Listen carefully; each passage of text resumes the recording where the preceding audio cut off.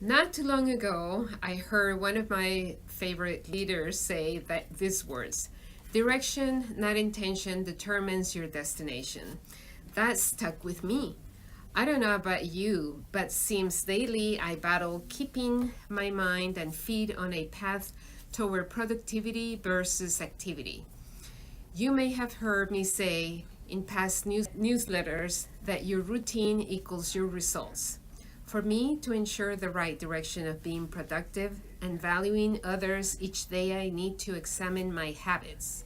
As you know, we can create and establish effective and productive habits, but also develop bad habits. So, as I began working on how to better help myself, my team, and you as we head into a new year, I began by looking at my habits. It's amazing how you can start out with a great routine of good habits, but over time drift. To hedge against that, I look back at the habits of the most effective people. You may or may not have heard from Stephen Covey's best-selling book, The 7 Habits of Highly Effective People. If not, you should get a copy and read it. If you have it, it could be a good time for a refresher, depending on whether you are happy with your direction or concerned about your current path. That may not be a 100% at your desired destination in life. In the book, Covey presents an approach to being effective in attaining goals by aligning oneself to what he calls true north, principles based on a character ethic that he presents as universal and timeless. Most people believe they have good ethics, but again, if the outcomes or results we are getting from our daily routines are not what we want, we must realize something isn't quite right. How effective are you at obtaining desired results? My first step to a better 2020 is to bridge the gap between knowing and doing. In order to do that, let's begin with what Covey introduces as the maturity continuum. These are 3 successive stages of increasing maturity: independence, and interdependence. At birth, everybody is dependent, and characteristics of dependence may linger. This is the first and lowest stage of maturity. Dependence means you need others to get what you want. This is the attitude of you. You take care of me, or you don't come through and I blame you for the result. Independence means you are pretty much free from the external influence and support of others. Independence is attitude of I. It is the avowed goal of many individuals and many social movements to enthrone independence as the highest level of achievement, but it is not the ultimate goal in effective living. The third and the highest level in the maturity continuum is interdependence. We live in an interdependent reality. Interdependence is the attitude of we. We can cooperate, we can be a team, we can combine our talents, we can value each other. Each of the first 3 habits in the 7 habits of highly effective people is intended to help achieve independence. The next 3 habits are intended to help achieve interdependence. The final 7 habit is intended to help maintain these achievements. I am committing here and now, as you watch this, to better, more effective habits. Those that help me be more productive, be better at delivering value to others like you. Thankfully, there is a roadmap to follow, the 7 Habits Roadmap.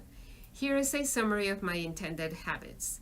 Feel free to call me out if you see me violating any of this. The first 3 habits surround moving from dependence to independence. 1.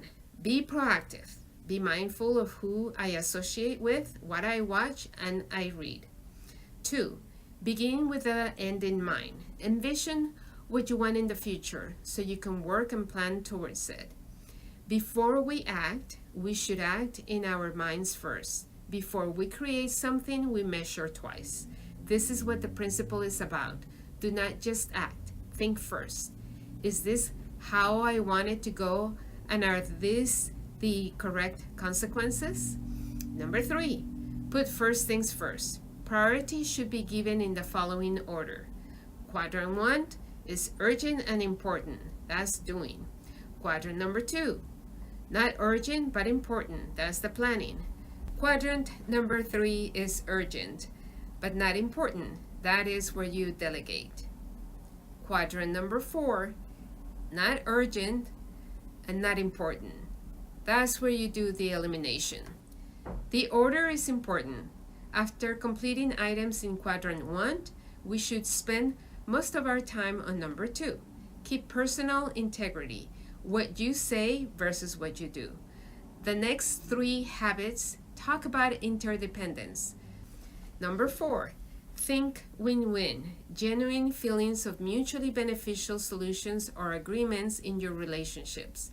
Think win-win isn't about being nice, nor is it a quick fix technique. It is a character-based code for human interaction and collaboration. Number 5, seek first to understand, then to be understood. Use empathetic listening to genuinely understand a person, which compels them to reciprocate the listening and take an open mind to being influenced by you. This creates an atmosphere of caring and positive problem solving. The habit 5 is greatly embraced in the Greek philosophy, represented by 3 words. Ethos, your personal credibility. Pathos is the empathetic side. It's the alignment with the emotional trust of another person, communication.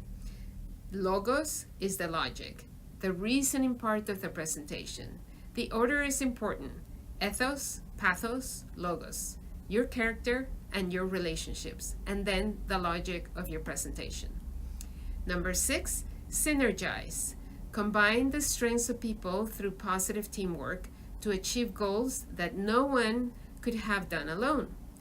Number 7, continual improvement.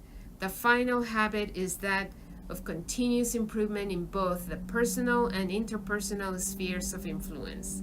Stephen Covey names it as sharpen the saw. This is such a big deal. I have it as one of the core values of the Almaro team. I preach to our people the importance of balancing and renewing your resources, energy, and health to create a sustainable, long-term, effective lifestyle. I primarily emphasize exercise and physical renewal, good prayer, meditation, yoga, etc., and good reading for mental renewal, and of course, service to society for spiritual renewal. Covey represents the upward spiral model in the sharpening the saw section of this book. Through our conscience, along with meaningful and consistent progress, the spiral will result in growth, change, and constant improvement. This upward spiral model consists of 3 parts: learn, commit, and do. So I must be increasingly educating my conscience in order to grow and develop on the upward spiral. This idea of renewal by education will propel me along the path of personal freedom, security, wisdom, and power, the effectiveness at being productive and valuing others, a direction to an intended destination. Go, Sarah, big!